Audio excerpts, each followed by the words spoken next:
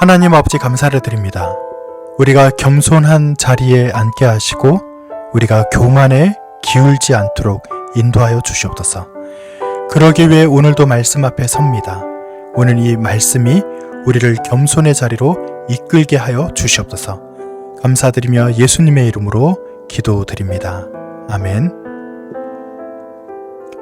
오늘은 3000년 전 세계에서 가장 부유했던 도시 이야기로 시작하려고 합니다. 제목처럼 세계 최고의 부자 도시는 왜 하루아침에 잊혀졌을까요? 이사야서 23장 두로의 노래에 대해서 이 시간 살펴보려고 합니다. 오늘 본문은 18절로 조금 깁니다. 그래서 설교의 뼈대가 되는 핵심 구절 5곳을 우리가 읽어보겠습니다. 울부짖으세요. 다르시스의 배들이여. 티레가 황폐해졌기 때문입니다. 집이 없어져 들어갈 수 없기 때문입니다. 키프로스 땅에서부터 이 소식이 그들에게 알려졌습니다. 누가 이 일을 결정한 것인가요? 왕관을 나누어 주던 티레를 두고서 전능하신 여호와께서 이 일을 결정하셨습니다. 자랑거리인 온갖 멋진 것을 빼앗아 버리려고 세상이 떠받드는 모든 사람을 별것 아니게 만들려고 그렇게 하신 것입니다.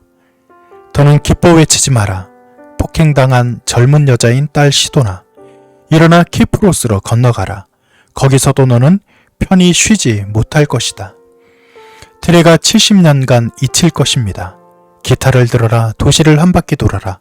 잊혀졌던 너 노련한 여자야. 멋지게 연주해라. 많이 노래해라. 사람들이 너를 기억하도록. 여호와께서 티레를 찾아가실 것입니다. 티레가 무역하여 얻는 이익과 놀아나서 받는 보수는 여호와께 바칠 거룩한 것이 될 것입니다. 그 이익은 배불리 먹을 것과 멋지게 몸을 가릴 것을 장만하는 데 쓰일 것입니다. 아멘. 사랑하는 여러분, 요즘 우리 사회에서 가장 힘이 센 말은 무엇일까요? 저는 돈이라고 생각합니다. 새해 인사도 어느새 복 많이 받으세요 라는 말보다 부자 되세요 라고 바뀐 지 오래인 것이죠. 몇 년 사이 우리는 이상한 신조어들을 배우고 있습니다. 영끌, 벼락거지. 내가 잘못한 것도 없는데 집값이 뛰고 자산 격차가 벌어지면서 하루아침에 가난해진 것 같은 기분이 든다는 말입니다. 실제로 최근 통계를 보면 20, 30대 청년들의 주택 보유율이 역대 최저 수준으로 떨어졌고 세대와 계층 사이의 자산 격차는 갈수록 벌어지고 있다고 합니다. 그래서 많은 분들이 이렇게 말합니다. 결국 돈이 있어야 사람 대접을 받는다 라고 말입니다. 돈이 만능인 것은 오늘날의 일만은 아닐 것입니다. 오늘 우리가 펼친 이사야 23장에도 그런 나라가 나옵니다. 이름은 두로, 새한글 성경 표기로는 티레입니다. 지금으로 치면 어떤 도시일까요? 싱가포르나 홍콩, 뉴욕의 월스트리트를 합쳐놓은 것 같은 그런 도시였습니다. 두로는 오늘날 레바논 해안에 있던 페니키아의 항구 도시인데 특이하게도 도시의 핵심부가 육지에서 600-700m쯤 떨어진 바위섬 위에 있었습니다. 바다 한가운데 떠있는 요새였던 셈입니다. 적군이 쳐들어와도 바다가 성벽이 되어주니 사람들은 이 도시를 난공불락, 절대 함락되지 않는 도시라고 불렀습니다.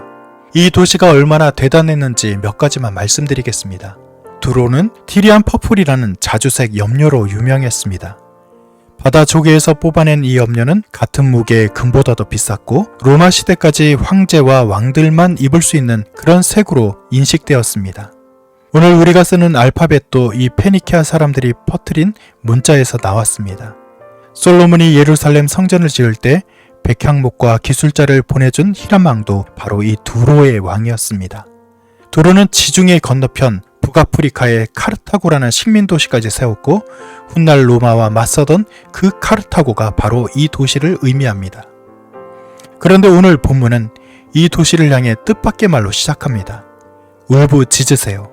다르시스의 배들이여. 티레가 황폐해졌기 때문입니다. 세계 최고의 부자 도시가 하루아침에 무너진다고 경고하고 있습니다. 도대체 무슨 일이 일어난 것일까요? 오늘 함께 세 가지 장면을 통해서 이 모든 것을 확인해 보도록 하겠습니다. 첫 번째 장면입니다. 잠잠하게 될 노래. 호령하던 부자 도시의 입이 다물어지는 장면을 묘사하고 있습니다. 3절을 보면 두로의 돈이 어디에서 나왔는지 나옵니다. 나일강의 수확물이 시돈의 소득이군요. 그것은 민족들과 무역하여 얻는 이익이군요. 이집트 나일강에서 거둔 곡식을 배에 싣고 온 세계에 유통하면서 두로는 말하자면 고대 세계의 곡물 유통망을 손에 쥔 그런 나라였습니다. 물건을 만들지 않아도 돈이 도는 길목만 쥐고 있으면 부자가 되는 것입니다. 그래서 두로 사람들의 목소리는 점점 커졌습니다. 바다가 다 자기들 것인 줄 알고 있었습니다. 두로의 호령 소리가 그 바다에서 파도 소리보다 더 쩡쩡하게 울려옵니다. 왜 그렇습니까? 돈 걱정이 없고 눈치 볼 일이 없어서 그렇습니다. 걱정 없는 돈이 사람들의 입을 가볍게 만들었습니다. 그런데 하나님은 바로 그 입을 향해서 말씀하십니다. 여기서 번역 이야기를 하나 드리고 싶습니다. 2절을 개역개정에서는 해변 주민들아 잠잠하라 이렇게 옮겼는데 새한글 성경은 통곡하세요. 바닷가에 사는 여러분이라고 옮기고 있습니다. 히브리어 다맘이라는 단어에서 입을 다물라라는 뜻이 들어있고 또 슬피 울다라는 뜻이 모두 들어있기 때문에 그렇게 번역이 된 것입니다. 새한글 성경은 1절에 울부짖으세요와 짝을 이루도록 통곡하세요를 선택했습니다. 본문 전체가 초상집의 곡소리, 곧 애가의 형식이라는 점을 살린 번역인 것이죠. 사실 두 가지 번역은 서로 반대말이 아닙니다. 잘 나가던 사람이 진짜 큰일을 당하면 말문이 막히지 않습니까? 그리고 말문이 막힌 다음에 터져나오는 것이 바로 곡소리입니다. 호령하던 입이 다물어지고 다물어진 입에서 울음이 터져나오는 것입니다. 1절의 그림을 한번 보시기 바랍니다. 다르시스, 곧 지중해 서쪽 끝 스페인 방면에서 물건을 가득 싣고 오던 무역선들이 중간 기착지인 키프로스 섬에 들렸다가 소식을 듣습니다. 두로가 망했다. 항구가 없어졌다. 배는 떠 있는데 돌아가 정박할 집이 없습니다. 5절은 이 충격적인 이 말이 이집트까지 번진다고 이야기합니다.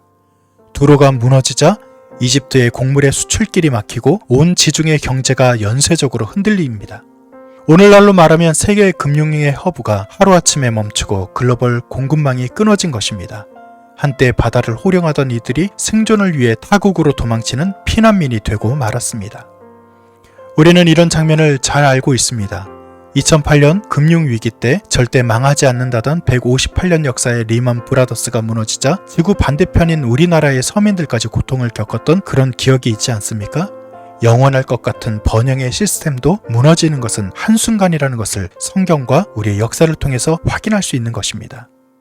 두로가 무너지자 온 세상이 묻습니다. 8절입니다.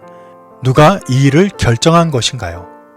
두로는 그냥 부자 도시가 아니었습니다.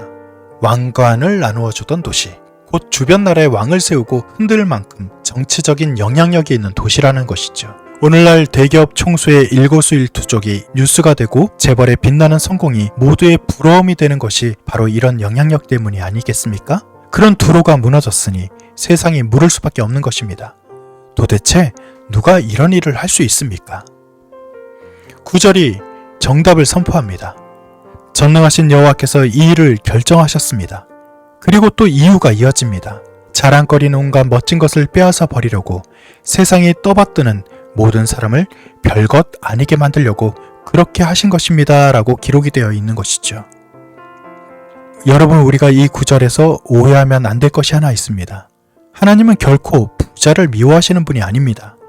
하나님이 오늘 꺾으시는 것은 부가 아니라 그들의 교만입니다. 두로의 문제는 돈이 많다는 것이 아니라 돈이 많아서 하나님이 필요 없어졌다는 것입니다. 바다가 지켜주고 무역망이 먹여주고 요새가 막아주는데 왜 하나님을 찾겠습니까? 두로에게는 바다가 신이었고 돈이 요새였습니다. 하나님은 바로 그 가짜 요새를 무너뜨리셔서 누가 진짜 역사의 주권자인지를 온 세상에 보여주고 계십니다. 11절 말씀 그대로입니다. 여호와께서 바다 위로 손을 내미셨습니다. 왕국들을 뒤흔드셨습니다. 이것은 빈말이 아니라는 것을 역사가 증명합니다. 이사야 시대에 실제로 아시리아 제국이 두로를 압박해옵니다. 살마네셀 5세는 두로를 여러 해 동안 포위했고 사네립이 몰려오자 당시 두로와 시돈을 다스리던 왕은 배를 타고 도망칩니다. 어디로 도망쳤는지 아십니까? 바로 키프로스였습니다. 아시리아 왕 사네립의 연대기 비문에 룰리가 바다 가운데 키프로스로 도망하여 거기서 죽었다라고 기록되어 있습니다. 12절에서 하나님이 뭐라고 말씀하셨습니까? 일어나 키프로스로 건너가라. 거기서도 너는 편히 쉬지 못할 것이다. 예언이 이루어진 것입니다. 돈으로 산 피난처에는 안식이 있을 수 없습니다. 그 뒤로도 심판은 계속됩니다. 바벨론의 느부갓네살은 두로를 무려 13년 동안 포위했고 마침내 주전 332년 알렉산더 대왕은 육시쪽에 옛 두로를 헐어서 그 돌과 흙으로 바다를 메어 방파제기를 만들었습니다. 난공불락이라던 그 섬 요새를 함락시킨 것이죠. 에스겔 26장에 내 돌들과 티끌을 다 바다 가운데 던지리라 그렇게 예언한 그대로 이루어진 것입니다.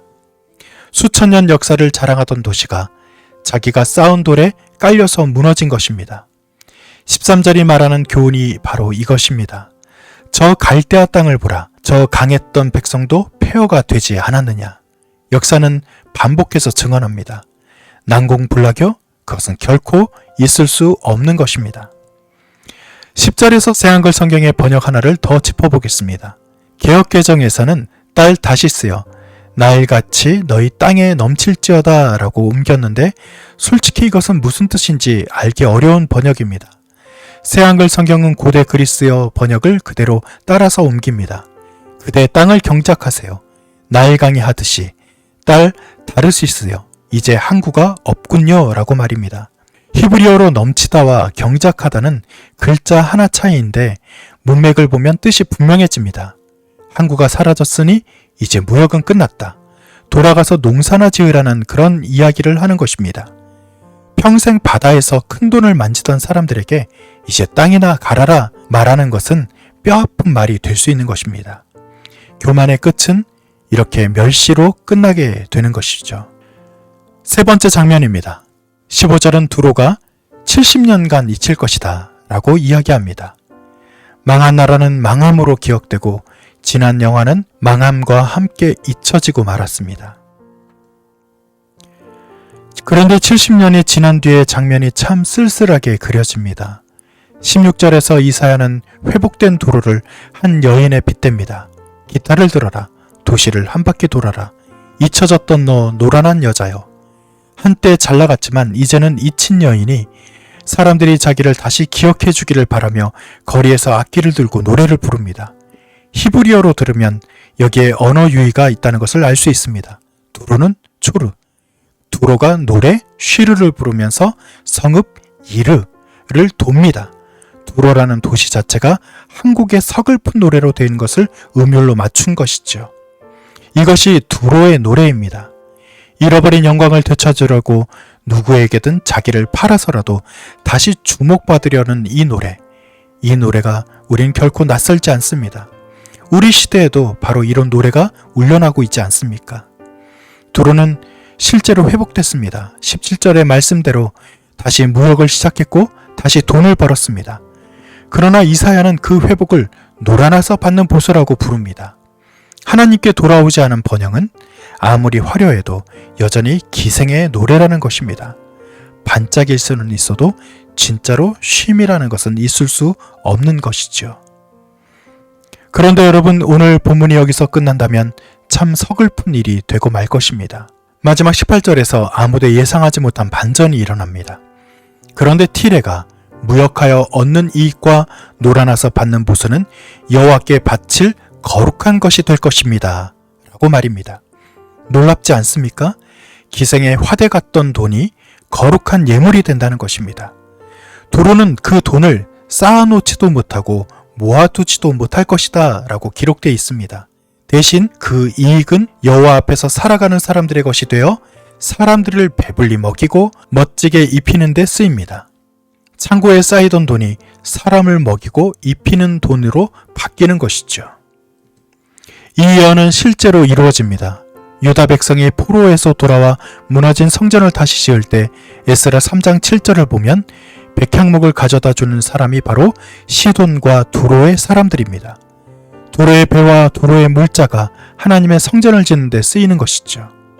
그리고 세월이 흘러 예수님께서 친히 두로 지방까지 찾아가셔서 그 땅의 한 이방 여인의 딸을 고쳐주시는 사건이 나타납니다. 사도행전 21장에는 더 놀라운 장면이 나옵니다. 바울이 도로 항구에 배를 대자 그곳에 이미 예수님을 믿는 제자들이 살고 있다고 기록되어 있습니다. 그리고 바울이 떠나는 날 도로의 그 바닷가 모래사장에서 온 가족이 무릎을 꿇고 기도하는 장면이 나옵니다. 기생의 노래가 울리던 그 항구에서 이제 기도 소리가 올라가고 있습니다. 도로의 노래가 마침내 새로운 노래로 바뀐 것이죠. 무너뜨리신 하나님께서 회복시키는 하나님으로 그렇게 표현되고 있습니다. 이 자리에서 복음이 선포되는 것입니다. 사랑하는 여러분, 오늘 말씀을 정리해 보겠습니다. 번쩍번쩍했던 영화로웠던 나라, 그런 도로가 결국 부른 것은 기생의 노래였던 것입니다. 우리 시대에도 그런 노래를 가르치고 있습니다.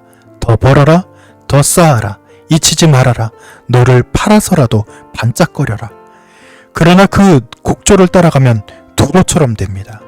반짝일 수는 있어도 진정한 쉼은 없는 그런 상태 말이죠. 오늘 본문이 우리에게 묻는 질문은 단 하나입니다. 당신은 지금 무슨 영광을 쫓고 있습니까? 어떤 곡조를 따라 노래하며 살고 있습니까? 기억하시기 바랍니다. 하나님은 돈을 결코 미워하지 않으십니다. 하나님은 쌓아두기만 하는 돈, 사람이 군림하는 돈을 무너뜨리시고 사람을 먹이고 입히는 돈으로 바꾸시면서 그것을 하나님의 복으로 바꾸십니다. 그렇기 때문에 우리의 재물이 두로의 요새로 견고하게 되지 않기를 바라면서 18절에 예물이 되는 것을 기대하면서 우리는 나아가야 할 것입니다. 나의 통장이, 나의 재물이 나의 안전 요새가 아니라 누군가의 밥과 옷이 되는 통로가 될 때 우리의 일과 수고는 하나님의 손 안에서 거룩해질 수 있는 것입니다. 여러분, 결코 우리는 도로의 노래를 배우지 말아야 합니다. 세상은 여전히 돈의 곡조로 시끄럽고 우리 마음에도 그 노래가 수시로 흘러 들어옵니다. 그러나 하나님은 무너진 그 도로 항구에도 다시 찾아오셨다는 것을 기억하시기 바랍니다. 도로는 끝내 기생의 노래를 불렀습니다. 그러나 하나님은 그 항구를 다시 찾아오셨습니다. 기생의 노래가 울리던 그 바닷가에 결국 기도 소리가 올라오는 곳으로 바꾸기 위해서 하나님은 애쓰셨습니다. 우리의 인생의 새 노래는 하나님 안에서 새롭게 시작될 수 있습니다. 쌓는 인생으로 끝나는 것이 아니라 흘려보내는 축복의 통로가 되는 인생, 반짝거리는 인생이 아니라 하나님의 손 안에서 쉼이 있는 그런 인생, 이것은 우리의 결심으로 나타나는 것이 아니라 심판 너머까지 찾아오시는 하나님의 약속 아래 복음으로 우리에게 다가오는 일입니다. 태초에 보시기에 좋았더라 하셨던 그 하나님의 조언을 따라서 오늘부터 새로운 노래를 하나님 안에서 지어 부르는 저와 여러분이 되시기를 간절히 축원드립니다. 우리가 함께 기도하며 나아갑니다. 우리의 노래는 도로의 노래처럼 교만의 노래가 아닙니까? 때로는 기생의 노래처럼 그렇게 부질없는 것을 노래하고 있지 않습니까? 하나님 안에서 우리가 새로운 노래로 바뀌는 것은 우리의 힘과 능력이 아니라 하나님의 손 안에 쥐어질 때 우리에게 진정한 쉼, 우리에게 진정한 복된 일들이 나타나게 될 것입니다. 우리가 쌓는 인생이 아니라 흘려보내는 축복의 통로가 되는 인생이 되기를 소원하면서 이 시간 잠시 하나님께 기도하며 나아갑니다. 하나님, 우리의 인생이 하나님의 손에 붙잡힌 바 되게 하시고 교만을 내려놓고 겸손을 온전히 하나님께 올려드리는 그런 인생 되게 하여 주시옵소서. 기생의 노래가 아니라 하나님 안에서 기도를 올려드리는 우리 모두가 될 수 있도록 주님 복을 더하여 주시옵소서. 지금은 우리 주 예수 그리스도의 은혜와 하늘아버지의 극진하신 사랑하심과 내주 성령님의 도우시고 역사하심이 교만의 노래, 기생의 노래가 아니라 하나님 안에서 새 노래, 겸손의 노래를 올려드리기를 소원하는 하나님의 백성들의 머리 위에, 저들의 삶과 저들의 가정과 저들의 교회 위에 하나님께서 영원히 함께 하시기를 간절히 축원드리옵나이다. 아멘.